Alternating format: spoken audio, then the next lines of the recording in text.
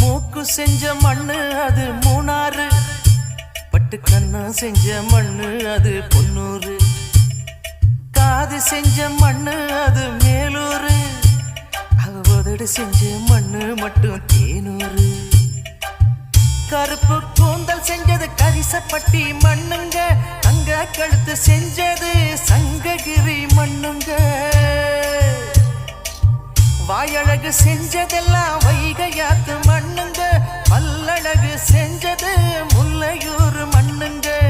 நெத்தி செய்யும் மண்ணுக்கு சுத்தி சுத்தி வந்தேங்க, நிலாவில் மண் எடுத்து நெத்தி செஞ்சேன் பாருங்க.